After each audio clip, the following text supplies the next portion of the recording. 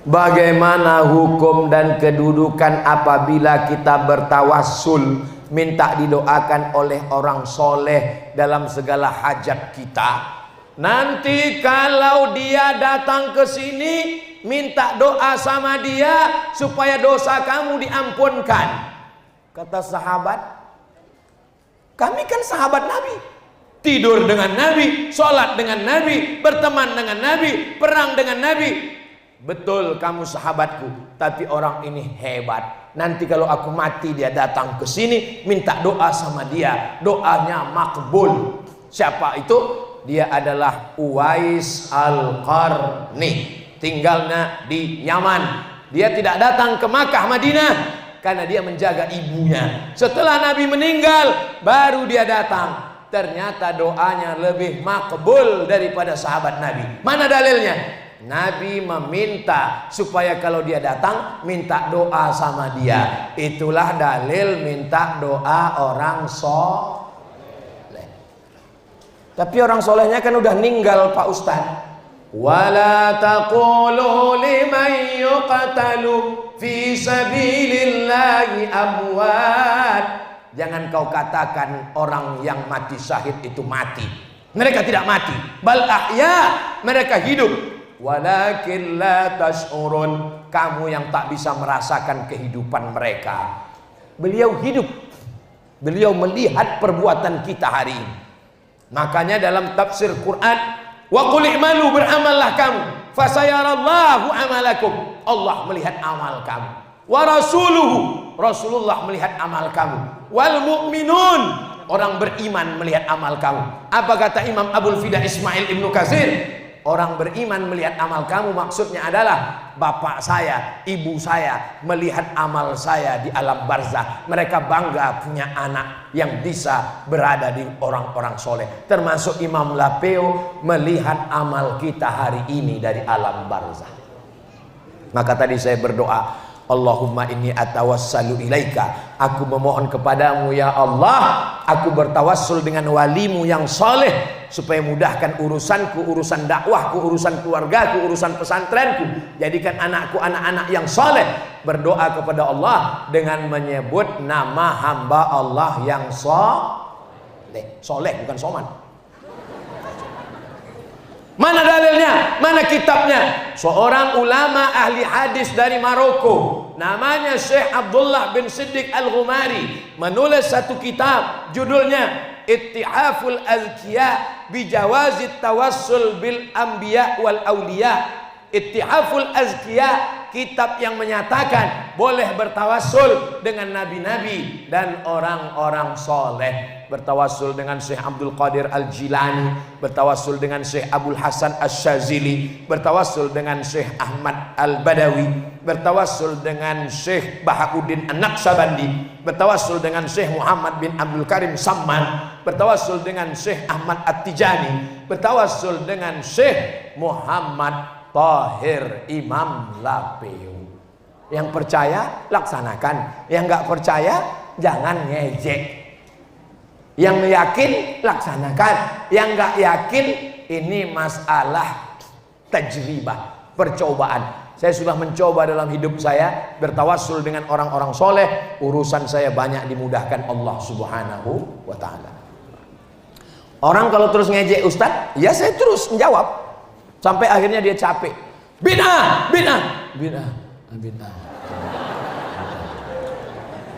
Maulid bid'ah, Islamiyat bid'ah, tawassul bid'ah, bid'ah, bid'ah. Saya gas terus. Assalamualaikum Ustaz, apakah ada doanya agar anak keturunan kita menjadi anak yang soleh dan solihah, istiqomah dalam kebaikan, agar bisa menjadi ulama seperti ulama Maha Guru Imam Lapeo? Terima kasih, wassalam Pak Ustaz. Saya kalau ketemu orang-orang hebat itu, saya tanya. Waktu ketemu dengan Bismillahirrahmanirrahim, Kiai Haji Muammar Z.A. Agak mirip-mirip dikit kan? Di antara qori-qori internasional yang eksis dari zaman saya kecil sampai sekarang, banyak qori hilang. Tapi beliau ini termasuk eksis. Jadi saya tanya, apa amalannya Kiai? Jadi kalau ketemu ulama tuh saya bisik, apa amalannya Kiai? Banyak juga orang sekarang bisik ke saya, udah ngopi belum? Apa amalannya Kiai?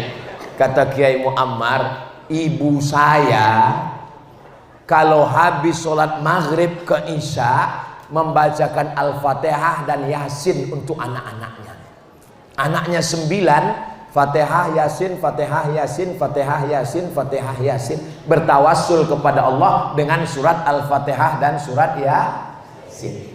Ayah saya, kata Kiai Muammar, habis maghrib ke isya nggak keluar masjid, masuk maghrib keluarnya isya, dan habis subuh sholat keluarnya terbit matahari setelah syuruk, mendoakan. Baru saya paham, di balik anak yang hebat ada ayah ibu yang luar biasa. Ibu saya nggak pernah cerita, saya nggak pernah nanya. Tapi ketika dia tua, saya bawa pengajian kemana-mana, ngaji saya bawa ke Medan. Sampai di Medan kami nginap di hotel. Kata dia, kawanku mau datang. Terserah mak, mau datang ke kamar atau kita di lobi bawah. Di bawah aja lah, nggak enak di atas. Iyalah, di bawah. Saya biarkan mereka ngobrol, saya nguping. Apa yang diceritakan orang-orang tua? Temannya nanya, apa yang kau doakan anakmu? Kata mak saya menjawab, setiap malam ku bacakan anakku Al-Fatihah 100 kali. Saya dengar, terkejut saya. Dia nggak pernah cerita, dia nggak pernah bilang kau ku bacakan 100 kali, nggak pernah. Setelah dia meninggal, datang jamaah. Ustadz, tadi saya lewat di depan rumah almarhumah emak Ustadz. Loh, ibu tahu rumah emak saya? Oh, saya selalu datang ke sana. Kenapa nggak pernah ketemu pas Ustadz nggak ada? Karena saya nggak mau ngobrol sama Ustadz, saya ngobrolnya sama emak Ustadz. Apa aja cerita emak saya? Katanya anakku itu kalau dia tidur di kamar, aku zikir di depan pintunya pas dia tidur. Aku bacakan zikir la ilaha illallah antara 1000 sampai 3000 kali malam kalau dia sedang di rumah. Setelah meninggal baru saya tahu. Saya ceritakan ini ke ibu-ibu supaya kalau sedang mengandung anak banyak baca la ilaha illallah, surat Yasin, Al-Fatihah dan sholawat. Jangan pas ngandung anak kayak racun, kucing garong, cinta satu malam, selimut tetangga, pulang-pulang berbadan 2. Bapaknya juga begitu, bapaknya juga berzikir. Jangan bapaknya sibuk dengan maksiat. Maka kalau ini dilaksanakan, bacakan doa Nabi Ibrahim, Rabbi habli minas shalihin. Bacakan doa Nabi Zakaria, Rabbi habli min ladunka zurriyatan thayyibah. Saya nggak bisa bahasa Arab, nggak hafal doanya, pakai bahasa Indonesia. Ya Allah, jadikan anakku ini soleh, jangan seperti aku. Saya tidak soleh Pak Ustaz, tidak merasa soleh, tapi insya Allah kita soleh di hadapan Allah, insya Allah. Amin.